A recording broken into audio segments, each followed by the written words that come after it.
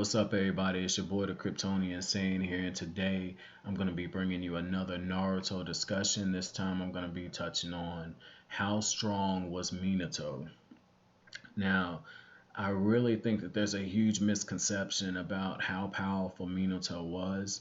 I think Kishimoto bringing him back in the manner that he did actually ended up ruining his character. And the reason why I'm saying that is this: Minato was very, very hyped up. We've heard Jiraiya refer to him as being a once in a generation genius, a prodigy. In the Kakashi Gaiden in the manga, Minato basically took out an entire army using the Flying Thunder God Jutsu. And even the third Hokage, Hiruzen Sarutobi, also bigged up Minato. And there was this for a long time: who was in the third coffin?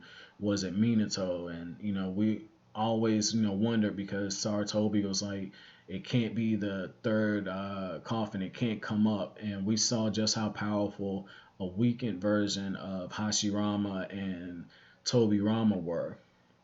But when Minato came back in the Edo Tensei form, because he was using comedic relief and because Madara one-shotted him on several occasions, it really weakened the perception of his character. Now, I personally believe that Minato was one of the strongest Hokages, and that when it comes to absolute power, there are very, very many signs that Minato was powerful. The very first sign I think we should look at is one that's often overlooked. It's the fact that Minato can actually summon Gamabunta. And we know from in the manga, when Naruto was training to do summoning and Jiraiya basically had him deplete all of his chakra and he threw him off that ledge, Naruto summoned Gamabunta, and it surprised Jiraiya in the sense that Jiraiya says, in order to summon Gamabunta, you have to have an enormous amount of chakra. And Naruto used a good bit of the Nine Tails chakra in the first tail beast form. I don't even think he had a tail at that point, but just the Nine Tails cloak. So just on a minimum, we know that Minato has at least chakra levels comparable to where Naruto was when he had the Jinchuriki cloak.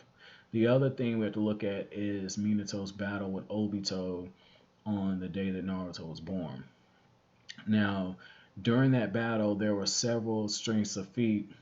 There's several feats of strength that we saw that are overlooked by a lot of people that are Minato's detractors.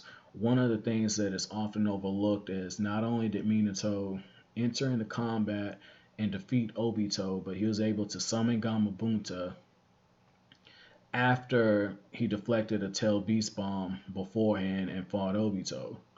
Now, deflecting the tail beast bomb using the Flying Thunder God Jutsu, sheer logic would dictate that you have to be able to have enough chakra to transport something as powerful as a fully powered tail beast bomb.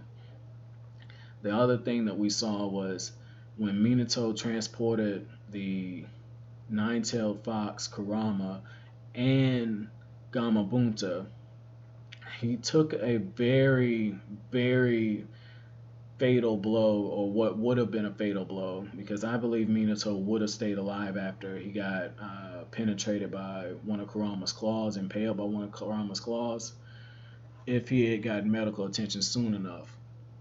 But after that happened, what Minato was able to do, he was able to not only split Kurama's chakra in half, but he was able to seal part of it inside of Naruto and seal part of it inside of himself after using the Death Reaper seal jutsu.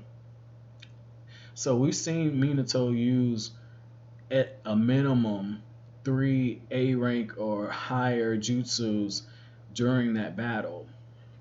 The other thing that we saw during that was Minato was able to impart his chakra and Kushina's chakra into Naruto's body while he was dying. That in itself implies that Minato was very powerful.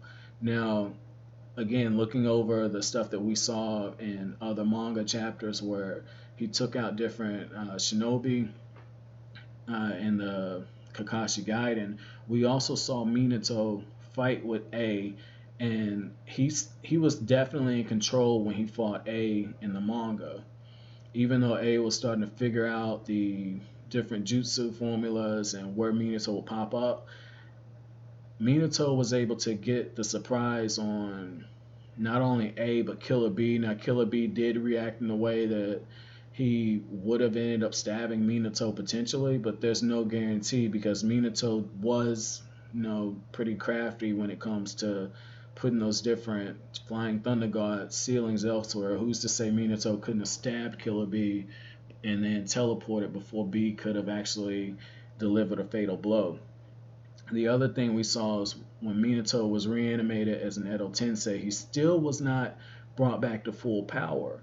And during that time period, we saw him master the Nine Tails chakra, be in complete control of it. On top of that, teleport a beast bomb and fight Obito and Madara. So just looking at it, Minato, there are a lot of signs that Minato is definitely a top tier shinobi.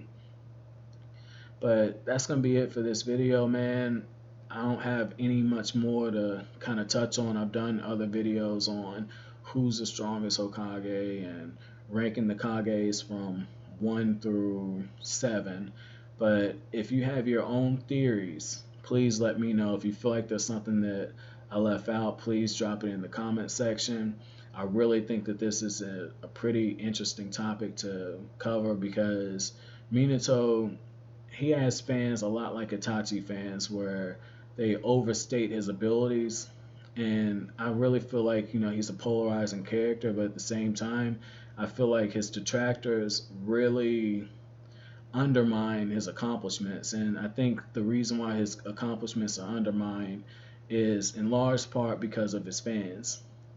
But when we take everything in consideration, like especially when you look at the Road to Ninja films and just like the different filler, Minato has been shown to be, top tier on every occasion that we've seen him. And I don't think that's something that, we can ignore or take lightly.